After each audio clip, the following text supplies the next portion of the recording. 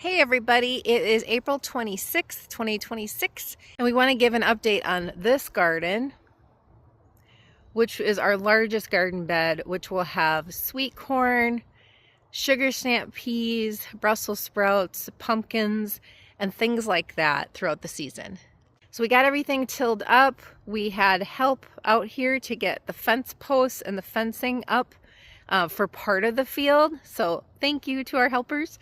And we just got sweet corn planted in row 1, row 2, and row 3 out here, getting them perfectly spaced at 40 inches apart so that our Cub Farmall tractor can come through and cultivate the rows at the right width. We're off to a great start.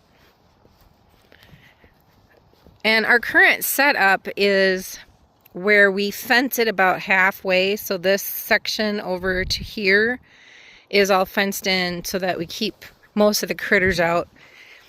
This fence here, I'm going to go ahead and step inside. This one is an interior fence that will be for sugar snap peas. I just planted those all the way along this side of the fence here. And then we're going to do an experiment where we're going to also seed the sugar snap peas on this side about 30 feet up, just to see what the difference is, do a little bit of a side-by-side trial. Because our thought is, gosh, you know, if we get more yield, if it keeps weed pressure down, that might be interesting and something worthwhile doing in the future, versus in the back, if it's just on the one side.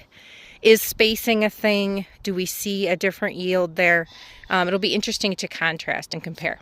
This fence on the outside is literally just a temporary fence so that we can work on this side of the garden before we expand and plant out pumpkins later on this side of the gardens. Pumpkins will probably go in the ground sometime in June.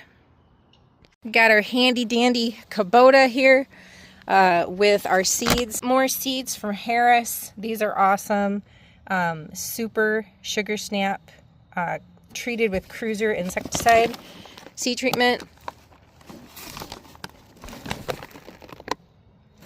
And so I put these in our handy dandy standing planter and get them out in the field.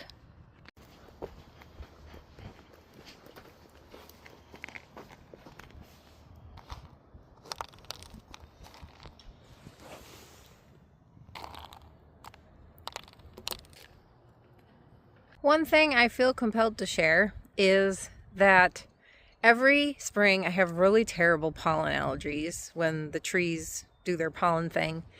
And for years I have not used allergy meds. I had used some years ago and they just made me feel worse. And I thought, well, this doesn't make any sense. I'm already miserable. I don't need like worse side effects. So I have always just made sure that I take Advil for any headaches. And that I use allergy eye drops, and a lot of times I will use a COVID mask outside. So I've got it in my pocket here, keep it on me, my N95 mask.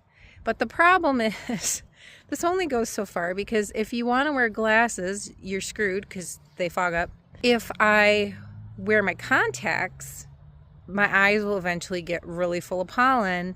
And so they feel like I want to claw them out because it's like grainy and sandy and just razor blades in your eyes. So I get really frustrated because spring is go time for big time gardeners like us. And I just feel like it's a huge slap in the face. And I'm outside right now without anything on because my husband, he pushed me and he said, Christina, why don't you try something else? Like, you're so miserable, just try something. So I'm really glad that he did. I bought Flonase, the nasal spray. This is my very first day trying it. I am not telling you if it works or not, but I am very hopeful because I have been out here for over an hour and so far, knock on wood, it's okay. Now this stuff can have a delayed effect. I get that. So I will report back because I am hopeful because gosh, if I can get freedom from dealing with that shit, it will be a game changer because we just have so much to do. There's so much that I want to get after with planting. We have so many maintenance things to do, just like everybody. You get outside, you've got your yard, you've got your things. We've got our yard and our gardens and the landscaping and all the stuff that we really want to get after. And anything that slows me down drives me insane. Let's go sow these peas in the ground. All we use is this simple garden rake. This is probably the single most useful tool that we have on our little hobby farm. And I'm going to try to capture this. While I am holding a phone, because I'm not fancy with a GoPro or anything like that. So you can see, I usually just, however I can, rake them in so that those pink covered seeds are getting buried about 1 to 1.25 inches with soil, you know, roughly eyeballing that across the board, because they need a decent planting depth, but I also don't want to plant them too deep. And that is a wrap. It's such an exciting phase of the season when we're getting out here and starting to put seeds in the ground. There's just something so hopeful and optimistic about it.